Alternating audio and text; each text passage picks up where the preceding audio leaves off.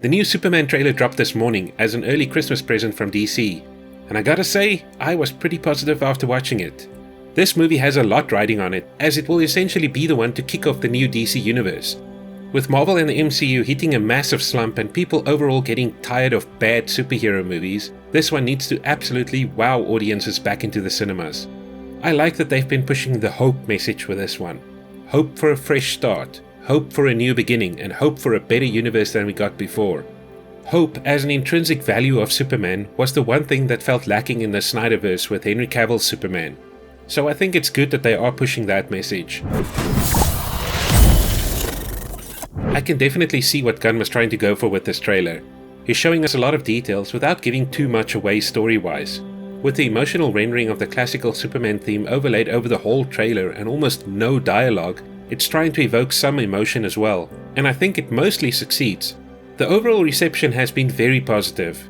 As of me writing this, the trailer had amassed over 12 million views with over 740,000 likes and only 45,000 dislikes, unlike some other high-profile trailers that dropped recently. Gunn has been very adamant that this is not an origin story. We step into this universe after Clark had been Superman for a while already. He and Lois already know each other, and from interviews we hear that he and Lex are aware of each other at this point, but haven't really interacted yet. This for me is both a positive and negative. It's a big positive because you can only show Superman or Batman's origin story so many times. So in that sense, it's great. The negative part comes with James Gunn himself. Superman is not his type of movie. He's an ensemble guy. Bunch of underdogs do random cool things and are quippy the whole time. That's his shtick. He did it with all 3 Guardians of the Galaxy movies, the Suicide Squad, and again with Creature Commandos. By now he feels a bit like a one-trick pony. This movie cannot be the typical quippy ensemble movie he's been doing for the last decade plus. But if you look at the cast, it kinda feels like that. Apart from Superman himself, other superheroes in this movie are Metamorpho, Guy Gardner who's a Green Lantern, Hawkgirl, Mr. Terrific, The Engineer, and even Supergirl and Crypto the Dog. We also see some shots of him fighting big-ass monster kaijus. Then you've got rich billionaires with shady histories in Lex Luthor, Maxwell Lord, and Simon Stagg. You've got Kat Grant in her publication, Perry White and the Daily Planet crew, Clark and Lois's relationship, and we see some shots of him with Pa and Mark Kent back at his home. That is an incredible amount of characters and story arcs that all need some screen time and various interactions to weave into a singular movie. It's honestly way too much, and this is where I feel the movie is going to suffer. There just doesn't seem to be a singular focus in this movie. It might simply be trying to do too much. You cannot set up the whole DC universe in a single movie. The DCEU made that mistake by trying to rush into the Justice League movie too quickly, and it feels like they might be making the same mistake here.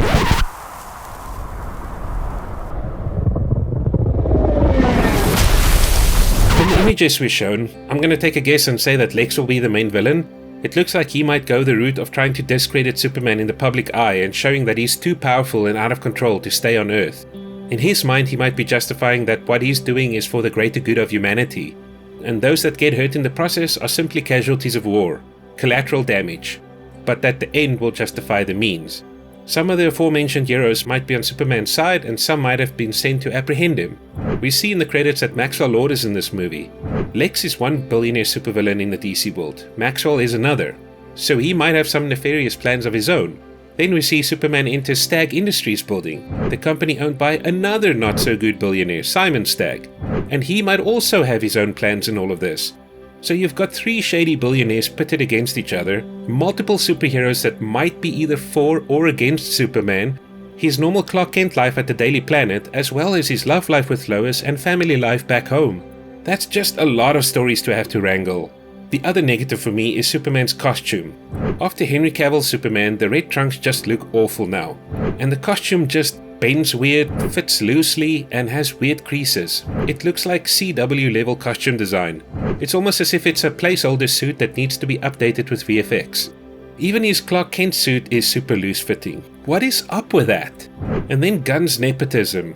I appreciate that he's the big brother looking out for his younger brother, but how is it that Sean Gunn is in every show and movie in this new DC universe?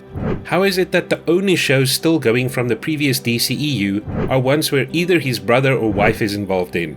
Peacemaker is a fun series, sure, but why was it the only thing to be brought into the new DC universe? It's not good by any means and doesn't serve some pivotal storytelling role, but it does star his wife. Is Sean Gunn the worst actor? No. But does he look like the person who should play Maxwell Lord? Why is his Weasel character the only one from the Suicide Squad to be in Creature Commandos? It just feels wrong. Anywho, I do appreciate that Gunn is at least trying to embrace all of Superman's lore. We've got Krypto the dog in there. We'll have to see if this works in the live action version though. And Superman's suit, even though it looks shitty, is at least a hark back to the more old school versions of the suit. It does feel like they're trying to go for a more wholesome version of Superman versus the darker, more edgy version we got in the Snyderverse. Overall, the casting is pretty solid. No big surprises or DEI swaps, except for the nepotism hire. David Corenswet looks fine as Superman from the footage we've seen so far. Hopefully he does well in the role. For me though, Henry Cavill is still the definitive Superman. Yes, Christopher Reeve was first, but Henry is the one. Same with James Bond. Sean Connery was first, but for me, Pierce Brosnan was the best Bond. I appreciate that they mess with his hair as Clark to really try and make the same person look as different as possible between Clark and Superman. The fact that he's a dead ringer for Henry Cavill means that we could possibly see an old man Superman Cavill in the future. I don't know if there are storylines like that, but that would be pretty cool.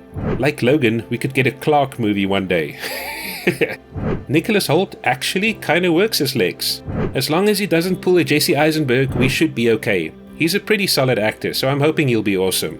Also, isn't it usually Lex Corp and not Luthor Corp? Rachel Brosnahan as Lois is great. She's gorgeous and a really good actress. She was awesome in The Marvelous Miss Maisel, so I'm expecting good things. When I first saw Nathan Fillion, I had to Google why his hair looked like that. Damn. But that actually seems to be pretty comic accurate, so that's good, I guess? I'm not yet fully convinced that this will be the greatest Superman movie yet, but it has a lot going for it. Public sentiment toward the movie is also very positive at the moment, and that is something that Disney is finding out the hard way can make or break movies and cinematic universes. James Gunn is a good filmmaker, but I'm not sure that he's the right person to be in charge of the whole DCU's direction. He's already showing that there is no cohesive plan for the new DCU, with scattered plans and random announcements and changes as they go. Also the nepotism thing. It feels like a lot of it is being made up on the fly. This doesn't bode well. I just hope that he has the right team around him to stop him from following some of his worst instincts with this movie and the DCU direction. If they can do that, this movie might be the solid foundation they need to launch the rest of the DCU. I'm cautiously optimistic. Anywho, that's me signing off.